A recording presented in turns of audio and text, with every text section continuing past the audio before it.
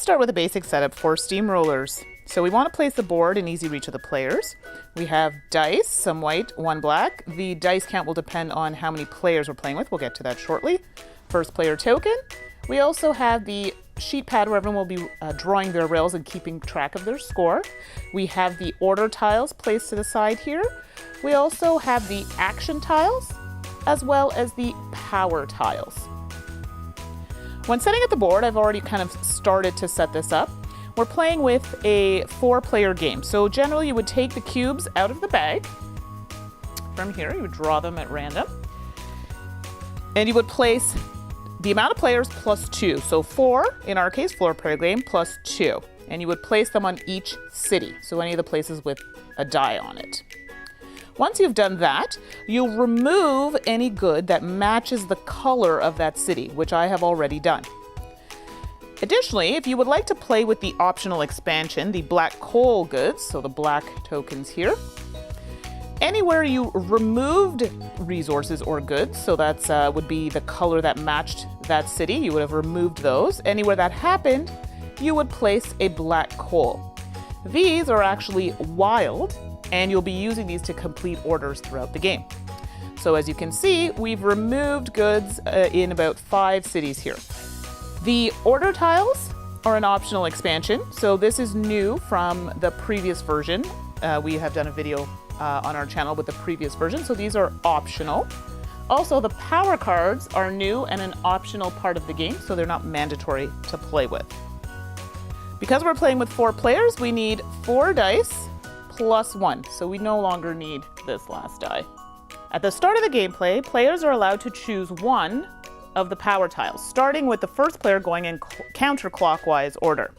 So in this case, I will choose to give myself 1 engine strength at the start of the game.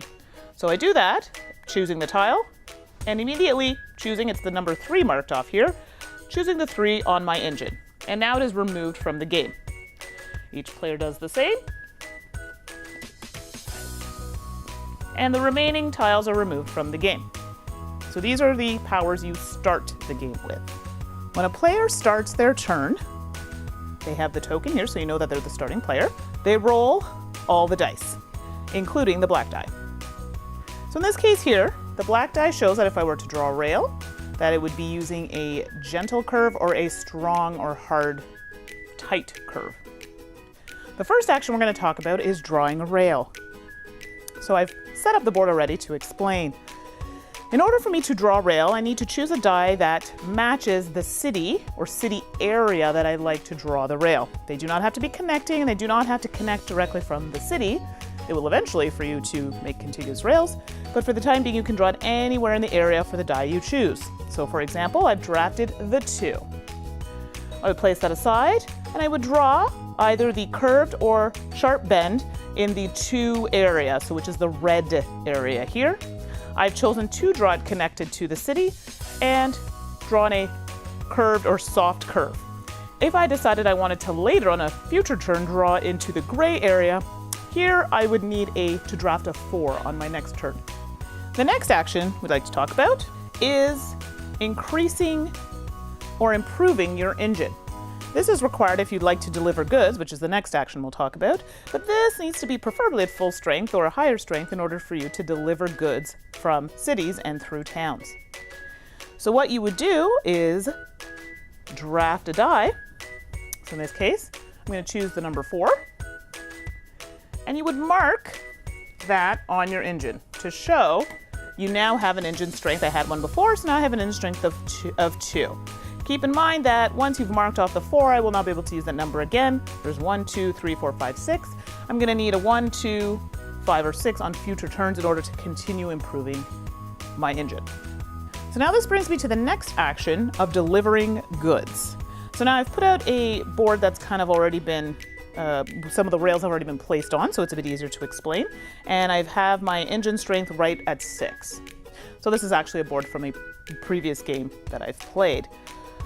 So in this case, you want to deliver goods and you want to use the die that matches the source city. So in this case, I'm looking to go to City 1. So cities are the ones with the die symbol on it. Looking at delivering something from City 1 to City 6, so the green, from yellow to green. I've got a couple choices here. So in this case, I would need a 1. So let's just say for the sake of argument, that I had rolled a 1. So we would take the 1, draft that, and I have a couple choices here. I can either take the green, or I can choose to take the black coal. Because remember, black coals are wild. So in this case, I think I will take the black coal because these are going to help me finish one of the order tiles later on. I think it might be a bit easier, but I could have chosen the green because I'm going to green. So I would take that and place it beside my board. Keep that because you need them for your order tiles. Then you want to count how long or how many rails you need to get to there. So in order to count, you need to count from cities and you need to count towns, which are the little black dots that we've put rails through. So 1, 2, 3, 4, 5, 6, which is the max that I can go with my current engine. You do have other tiles that can increase that, but for right now I have 6 and it's just the right amount. So I have now delivered that good and I can mark my points listed here. 1, 2, 3, 4, 5, 6. 6 points. Another action that you can take when drafting dice is to take one of the action tiles. So you'll notice there are different symbols. Some of the action tiles have a lightning bolt, which is a 1 use. Some have the infinity symbol that stay with you throughout the game, but you'll also notice that shiny number over here, which is points that you may gain or lose in this case at the end of the game. These tiles can also be stolen from you. When acquiring these types of tiles, so the action tiles, you need to have a die that corresponds to the number of the tile you'd like to take. So in this case, I'm going to draft, let's change it. Let's draft a 6. We'll draft the 6, which comes to my play area. And this tile specifically allows me to keep it. At the end of the game, I'm going to lose 2, but I can draw any type of these rails, straight, soft, curved, or tight curve. And I can do that on my turn when I draft a die. When you acquire this, you have to turn it to the side. So then we know that you just purchased this. This gives you the opportunity to at least use the tile once. So as soon as you obtain it, you turn it on its side. At the start of your next turn, you'll be able to turn it face up. You have the opportunity to use it. If not, someone can roll a 6 and take this tile from you, and then it belongs to that player. Be fair, you can steal it back on a future turn if you draft another 6. So during a turn, if you complete an order tile, you can take that tile. So in this case, I've completed one because I have 2 green and technically 2 red. The black is wild. These go back to the bag. And I take that tile and that comes to my play area. This will be worth 5 victory points at the end of the game. So the game ends at the end of the round when 3 or more of the cities, so 3 or more of these, had been emptied. It would end at the end of that round. You would total your score points from all the connections you made by delivering goods. You will also score for each completed connection between 2 cities, which is worth 1 point, and also for any town in between. For example, 1, 2, 3, 4, and so forth. You will also gain or lose points depending on what is on your action tiles, as well as gaining points for your order tiles, which are going to be listed down here. You will also get points depending on how you have improved your engine. So if you have completed all of your engine, you would get 1, 2, 3 points. If you had less, slightly less, down perhaps just a 5, you would get 2 points, and anything below that would give you 1. If you upgraded your steam engine to a strength of 4, 5, or 6, you would gain 1, 2, or 3 points, depending. So an engine of 4 would get you 1, an engine of 5 would get you 2, and an engine of 6 would get you 3 points. Add up all your victory points, and that's your final score. Player with the most points wins.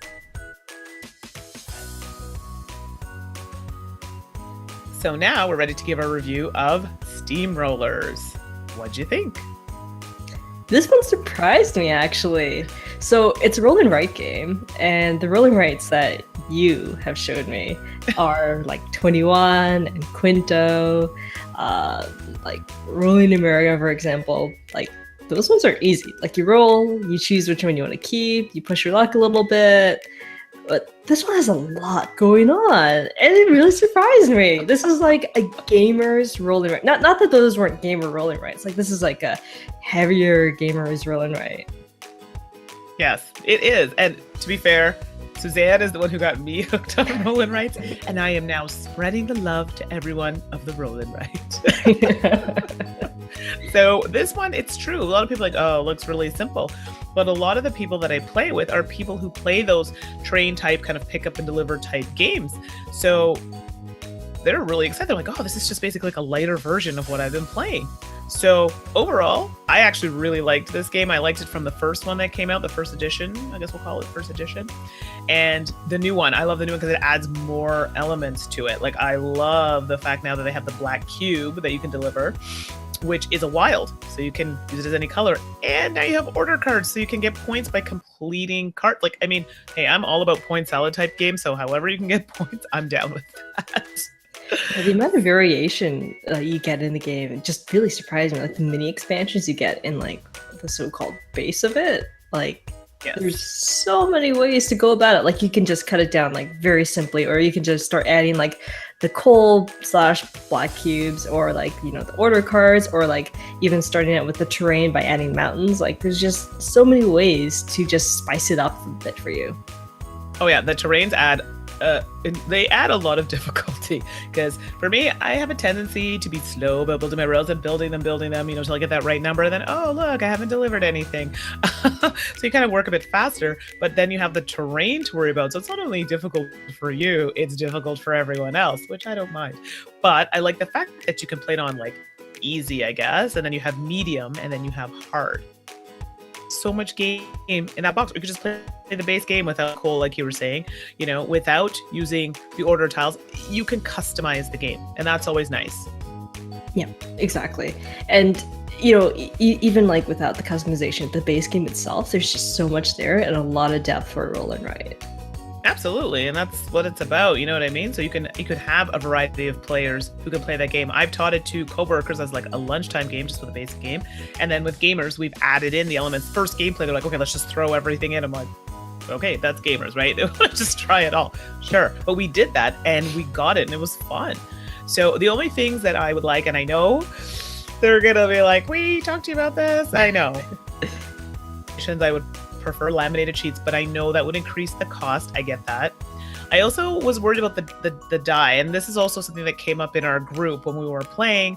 They said that it was really hard to kind of see turns, like if it was a sharp turn or a soft curve, or they were just saying that it might be hard to see, so they didn't know if that was the actual material. It looked like a 3D print, so I don't know if that's how it will be later on, but they said that they didn't know how well read that black die was going to be. So I don't know if that's something they're keeping, but that was something that they were concerned about. And they were also concerned about the size. The size of the player sheets? No, player sheets are fine. The old version, the box was small. It was literally the size of the player sheets. They seemed a bit more concerned that now the board is bigger and it's taking up a bit more room, so the box is bigger. Oh, I didn't mind that actually, because having it larger kind of distinguishes it between like the board and then the player board, because I kind of did what Rado did. I mistook the board to be the player board, and I almost wrote on it, and like poor guy, like he actually wrote on his because it looks exactly the same, and it's like, oh, I could do this, and then like, you know, your mind is like trying to like figure out this puzzle, and you're just like writing things along, and then it's like, oh well, shoot, I just wrote on my board. So yeah, I guess, I mean, I like portability, so for me, I like them small. As for the lamination of everything, I get the cost. I have a laminator. I can easily laminate it, so I'm just, you know, being lazy. But definitely markers. I mean, I like a nice thick line. It's easier to see versus using a pen. But I mean, those are small complaints. These are things we can easily adjust or change on our own without increasing the cost of the actual Kickstarter. And like I said, I don't think we have the final copy. We have a review copy. They may make changes. So yeah, definitely. And I hope that as a stretch goal, we'll see maybe laminated boards, because I would love that. Yeah, I think it would be great. And I think a lot of people have probably pointed that out already, especially people who play these types of games like myself and you. So, it's definitely a concern for people. But I mean, if that's the only concern, that's not too bad because the gameplay itself is solid. I mean, you're drafting dice to make a decision. Are you going to up your rails? Oh, wait, you got to up your engine. Wait, I want to finish that card. Like, there's lots of decisions to happen, and you want to do it before somebody else does it. Right? But I do like the fact that the marker rotates. It's not fighting for first player. Everyone's going to get a chance to be first. So you've got a fair opportunity, with the exception of, random dice rolls. We don't know how that turns out, but you work with what you get. Yeah. So. Yeah, I also like how you can steal tiles from another player when you have the same die and someone has like this power and they've had it in front of them for the longest time. It's like, I'm gonna take that from you. Right, exactly. I don't usually steal because a lot of the time the good ones have negative points. Yeah. And we all know I need as many points as I can get at the end of a game. But I like the concept, and it's double-sided, right? So you can play the game with the A side, the B side, mix that up. So that's really nice. They have different abilities on each one. For the longest time, I don't know why I confused us with the cubes. It's to, when you're delivering the cubes, we kept screwing it up and doing it the opposite. Looking at the right? Because that's the destination, and like, oh my goodness. Yeah. So if you have a blue cube, the destination needs to be blue. I did the exact same thing. I don't know why I had such a hard time with that. I think it's just the fact that there's so much going on and you're trying to like puzzle it together, and it's like, okay, like it's this, and then like right. But then you have a tile that reverses that. There's a tile that reverses that. So I mean, I wasn't completely off when I kept doing that. So overall, I enjoyed this game. Anybody who's on social media will know that I really like this game. It's fun. I've taught it to multiple people, and they all like it, and it's all walks of gamer. So yeah, like I love that this is a gamer's roll and write with a lot more going on than just one sheet of paper and a couple of dice. Yeah, exactly. So for me, it is definitely a thumbs up. I already own the original, so I'm more than happy to own the new one as well. Thumbs up for me as well. Awesome. So I think that's it. That's a review for Steamrollers, and we'll see you next time.